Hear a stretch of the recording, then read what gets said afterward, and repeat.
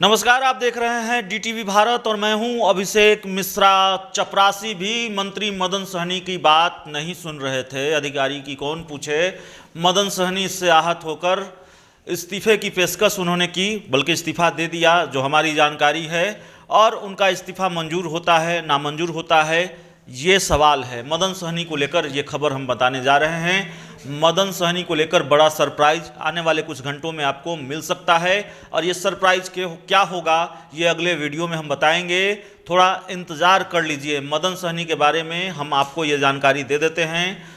मदन सहनी ने जो बवाल मचाया अपने बयान से और जिस तरह से मीडिया को बुलाकर उन्होंने कहा कि हमारे विभाग के अधिकारी हमारी बात नहीं सुनते, प्रधान सचिव को हम फ़ोन करते हैं वो फ़ोन नहीं उठाते हैं।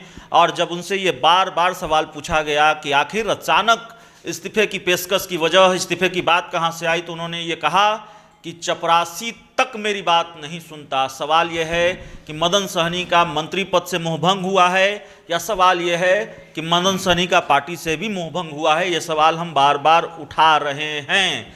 दिलचस्प यह है कि बिहार की राजनीति के लिए आज बड़ा दिन है।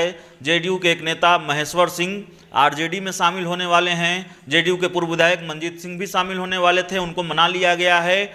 मदन सहनी क्या करेंगे ये देखना होगा। लेकिन जो आपने नहीं देखा है, जिस पर शायद आपका ध्यान न गया हो, वो हम आपको बताने जा रहे हैं। और फिर क्यों हम ये कह रहे हैं कि मदन सहनी को लेकर एक बड़ा सरप्राइज आने वाले कुछ घंटों में मिल सकता है। बड़ा सरप्राइज इसलिए मिल सकता है क्योंकि मदन सहनी ने उस बयान के बाद, यानी जो बवाल उन्होंने 2-3 दिन पहले मचाया और अपने जिन बयानों से बिहार की राजनीति में भूचाल ला दिया, सियासी गलियारों में गर्माहट पैदा कर दी, उस बयान के बाद उन्होंने कोई बयान नहीं दिया है। मदन सहनी दिखे भी नहीं हैं। और हमारी जो जानकारी है, मदन सहनी शायद पटना से बाहर हैं। हमें जो जानकारी दी गई है, हमने भी उनको तलाशने की कोशिश की, हमने भी उनके बारे में जानकारी प्राप्त करने की कोशिश की। उनके करीबी सूत्रों के हवाले से जो जानकारी हमें मिली है वो पटना में नहीं है, पटना से बाहर हैं।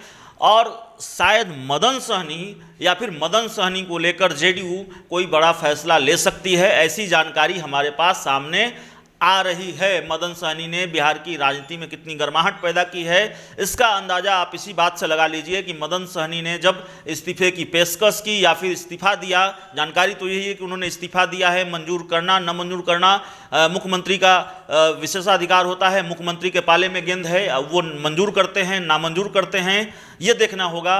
लेकिन मदन सहनी ने जिस तरीके से इस्तीफा दिया और ये कहा कि चपरासी तक हमारी बात नहीं सुनते, नीतीश कुमार के राजनीतिक विरोधियों को ये एक मौका मिल गया। और नीतीश के राजनीतिक विरोधी लगातार ये कहते रहे हैं कि बिहार में अफसरशाही है।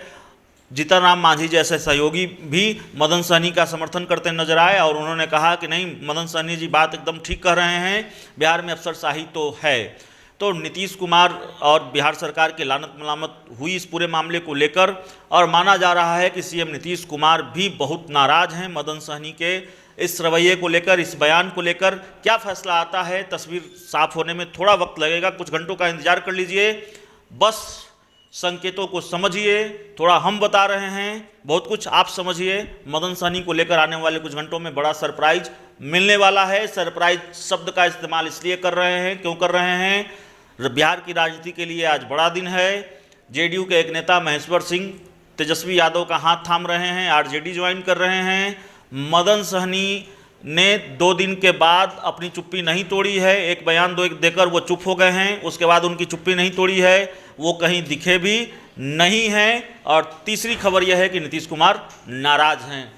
बाकी आप समझ गए होंगे, तस्वीर साफ होगी तो पूरी तरह से हम आपको ये बताएंगे कि हुआ क्या है। लेकिन इस खबर पर हमारी नज़र बनी हुई है, इंतज़ार कीजिए। बहुत बहुत धन्यवाद।